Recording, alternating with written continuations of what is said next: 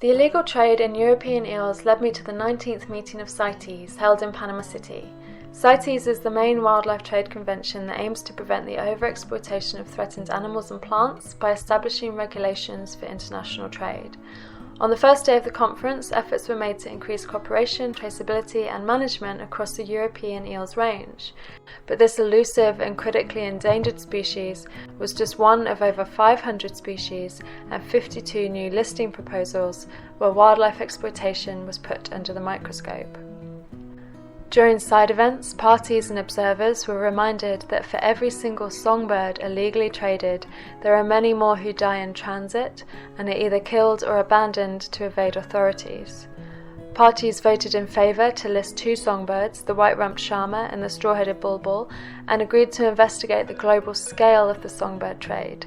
We hope that this leads to a greater focus on European songbirds and illegal markets within Europe in the future. The conference also had a strong marine focus, with parties listing 54 species of requiem sharks and 6 species of hammerhead sharks on Appendix 2. With around 1/3 of all shark and ray species threatened with extinction, this move should allow better monitoring of trade. But given the commercial value of shark species and the scale of domestic consumption, locally sensitive monitoring measures will need to be developed to limit harms to small-scale fishing communities. With Panama hosting this COP, we saw many listing proposals directly impacting less visible but still heavily exploited Latin American species. The Puerto Rican boa was downlisted from Appendix 1 to Appendix 2 in recognition of its abundance and the low volume of trade. And the whole family of glass frogs, including some 158 species native to Central and South America, as well as the Lima leaf frog, were listed on Appendix 2. Numerous reptile proposals were supported, with 3 lizards and 2 geckos listed on Appendix 2, and the pygmy blue-tongue lizard listed on Appendix 1. The broad-snouted caiman and the saltwater crocodile were downlisted to Appendix 2 in recognition of their population abundance and distribution, and a 0 export quota from wild populations was established. A proposal to list the hippo on Appendix 1 was rejected. The EU played a large role in blocking this listing, stating that it would prevent sustainable use in the form of legal trade and hunting, which contribute funds to the species conservation. The trade in elephants and rhinos dominated many discussions.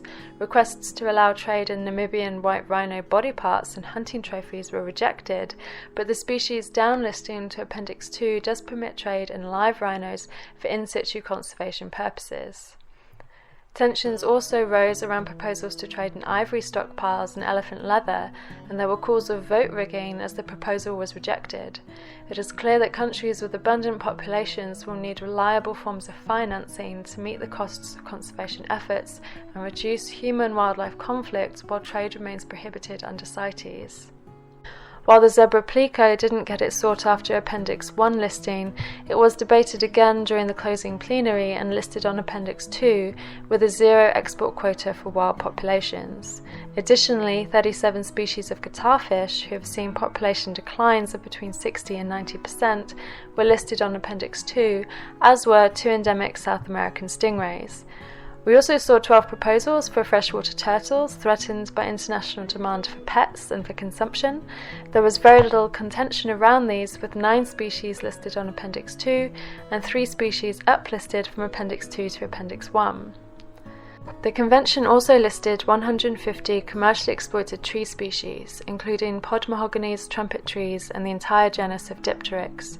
But insistence on 24-month delays before some of these listings are officially adopted could lead to pre-convention stockpiles and the continued overexploitation of the species. This COP saw tensions arise around the trade and use of popular charismatic species, along with renewed efforts to protect overexploited and commercially important marine and timber species. With nearly 40,000 species listed, the challenge now lies in the prioritization of implementation and enforcement. To date, only around half of the parties have fully implemented the convention in national legislation, but this must change if CITES is to respond to the rising overexploitation threatening wild species. Later this year, CITES will be celebrating 50 years since its inception. But how will CITES look to the future of wildlife conservation amidst the escalating biodiversity and climate crisis? While there may be celebrations over the listing of wildlife, each new listing is a reminder of increasing risk towards species who are exploited and valued solely as commodities. The elephant in the room now is how to make meaningful efforts to protect all life on Earth, when conservation and trade interests are so easily swayed by market and popularity concerns.